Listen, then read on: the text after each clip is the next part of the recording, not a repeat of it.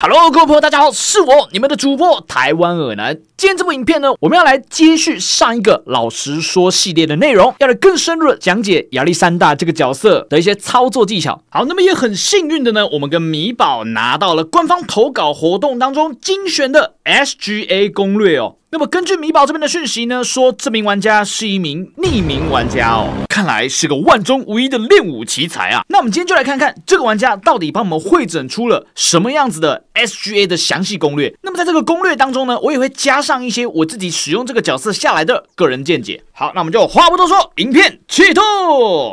难开高热，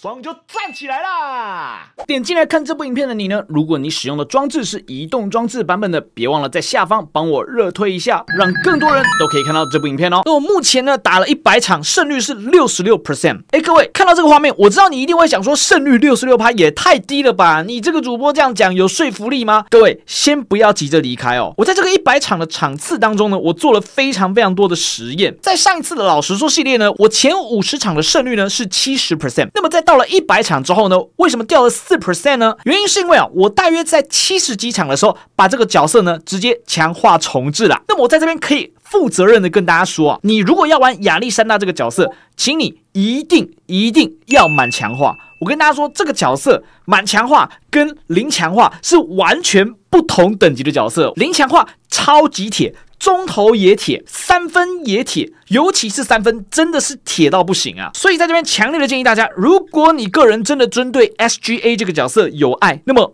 务必请你一定要满强化，尤其是这个3分加5，各位不要看这个3分加5，这3分加5相当关键呐！基本上你的3分数值能不能凑到140，这个加5呢，就是能够让你上到140十进位的最后一个门槛。所以请各位 SGA 的玩家务必要玩的话，一定是满强化。那么如果你是满强化的状态下呢，我自己的潜能搭配哦，那么大家看到这些小数点一定会觉得很诡异，为什么一堆小数点看了就很不舒服？可是各位，这个小数点是我自己精算过，就是你在满强化的状态下呢，你可以刚好把很多的数值都叠到10进位。各位可以看到我满强化的时候呢，中投跟3分都是各加5的，所以中投会是150，3分会是140.2，那超级也会刚好到110哦。那我自己体感下来呢，我觉得这个超截到110非常容易在对方爆传的时候呢，是可以把球截下来的。那么这当中的数值呢，我还塞了一个对 SGA 来说非常重要的一个数值，也就是传球。跟大家说，不要小看这个 10.8， 多这个 10.8 会大幅减低你爆传的几率，这个我觉得非常重要。尤其是有的时候你左晃右晃，你发现没有空档能打，结果呢你一分球结果就爆传哦，这个时候队友呢通常就是马上气愤了。所以如果你也是满强化的亚历山大呢，这个潜能你可以参考看看。当然如果你有更好的潜能搭配，也欢迎你跟我一起分享。那么各位也请记得哦，以上这个潜能呢，目前只适用于状态火热的当下，也就是说只要状态火热一过呢，我们的潜能就会需要再进行调整了。好的，再来呢，我们就要讲到实际操作的部分啦。相信亚历山大推出这段时间呢，应该有不少人呢都体验过了，遇到 counter 亚历山大的角色呢，那玩起来呢，其实是相当痛苦的。那不得不说，亚历山大他真的是一个非常好玩的角色，他的自由度是目前所有角色当中最高的，甚至比起 Kyrie Irving 还要再更高。也正因为他有着这么高的自由度，所以他对于操作者的要求其实是非常高的。那么你必须要在这些无限的连段突破之中呢，去找到任何一个空档来出手。但是如果你遇到的人呢是 LeBron， 是 Tatum，或者是吉巴这种有360度冒角的呢，那怎么办呢？这个时候我就会建议大家，你可以善用这个拜佛的招式哦。什么叫做拜佛的招式呢？像这样，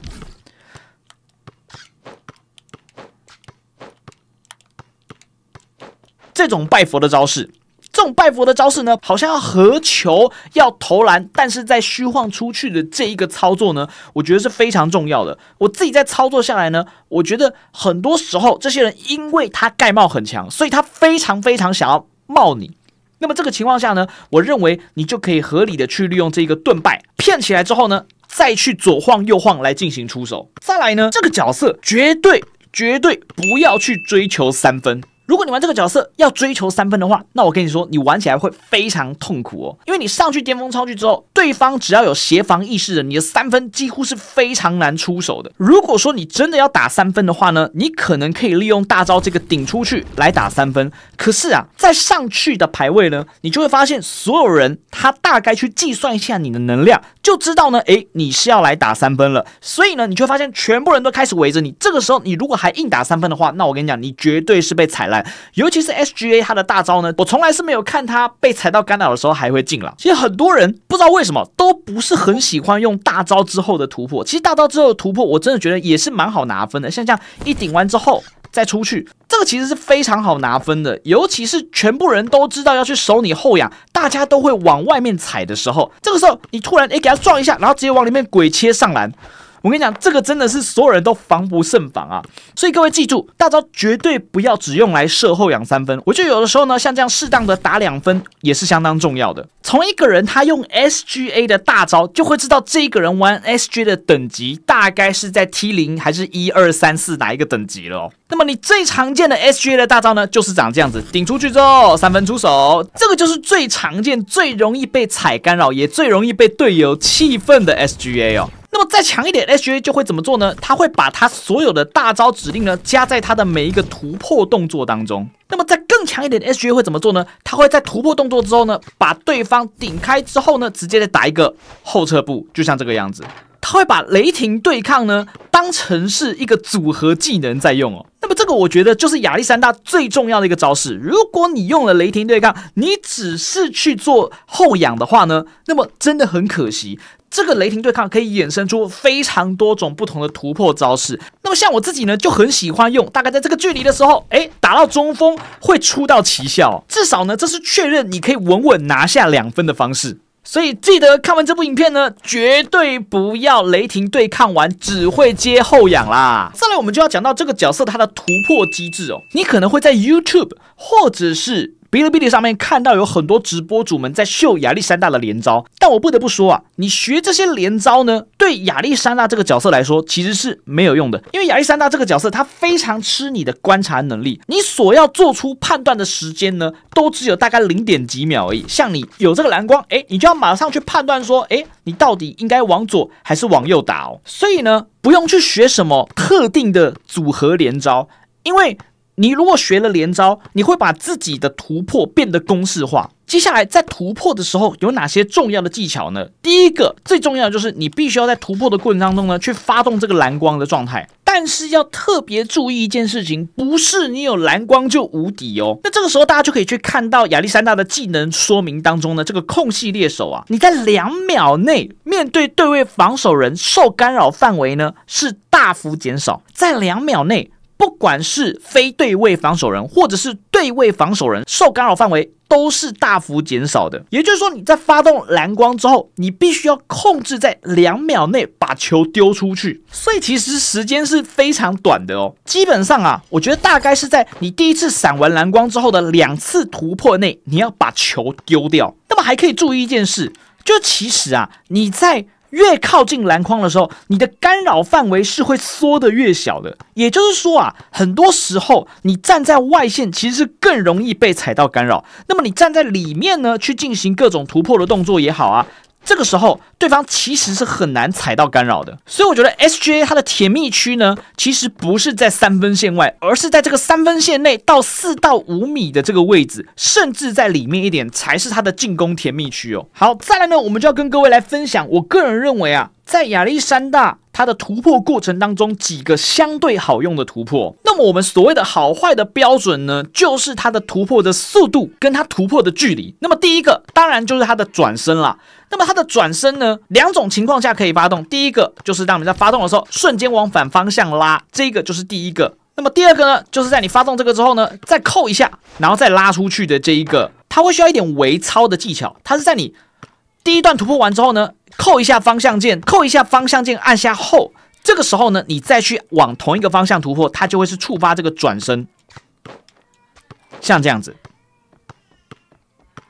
然后再来有一招我觉得也非常好拿分的，就是后撤步。那后撤步呢，这边也有一个细节是，如果你直接按快的，它就会像这样子，是一个很快速的单撤步。但如果说呢，你去按慢的，它就会像这样，就会变双撤步哦。那这招我觉得有时候在反打快攻，对方抢到篮板的时候呢，还蛮好用的。尤其是只要你后撤，对方一没跟到你发动空隙猎手，那他基本上是非常难踩到干扰的哦。你会看到很多不熟练的亚历山大呢，他会很喜欢用这种转身上篮。这个转身上篮呢，只要对方是 Ben Wallace， 他超级容易反应得到你。就算他人呢，大概站在4到5米线的距离哦，他都可以冲进来直接送你帽。所以我认为啊，你如果真的要打上篮的话，你不能从3分线外面发动，你必须要在接近这个3分线的地方呢，大概在这个3到4米的位置呢，去做2次突破，突到这边，然后再用上篮。这个上篮呢，它的速度是比较快的，出手的锅点也会稍微短一点哦。所以如果你是在这个3分线外，然后这样子去按上篮，这个上篮超级容易被跟到哦。所以强烈的建议大家呢，你在上篮的时候呢，尽量看到你自己是在这个3到4米线的位置呢，再去进行上篮哦。再来连招的部分呢，这个时候就要看对面的阵容了。如果你的对面有小卡的话呢，我就会推荐你呢，在运球的时候直接3-2来起手。总之，先发动这个蓝光为主。最重要的就是你必须要在非常短的时间内去发动这个空隙猎手，让对方踩不到你的干扰，并且直接出手。所以小卡呢，它就会把你的进攻节奏拉得非常快。那么，为了要能够有最大的进攻灵活度，我会强烈的建议你跟你的队友沟通好，选空间阵。因为如果你不是选空间阵，硬拉一个人在篮下的时候，这个时候你就少了篮下的一个进攻选项，那么打起来就会相当的痛苦哦。那如果说你真的队友出了单核怎么办呢？那你就只能烧香拜拜了，祈祷对面的雷纳德是不会玩的。要不然你可以看到了，当你3-2起手完，这个时候雷纳德那个进度条已经读一半了。说真的，不管是你自己要打，或是你的队友要打，都非常的难打哦。所以呢，记得天下武功唯快不破，像这样子直接去吃掉对方的身位，打一个上篮，我觉得呢是亚历山大在对到小卡的唯一解方啊。总之呢，最重要的技巧在于你一定要发动蓝光，也就是空隙猎手这个技能哦。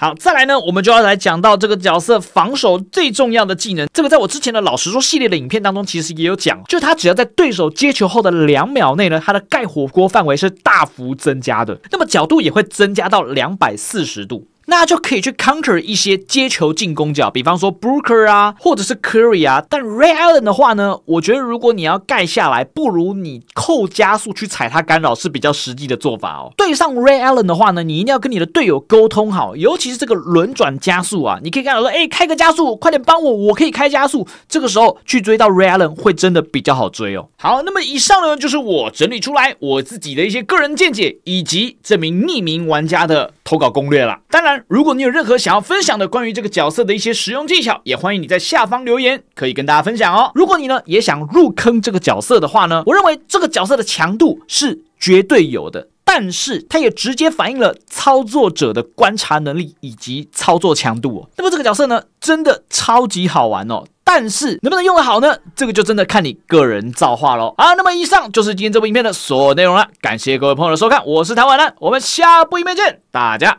拜。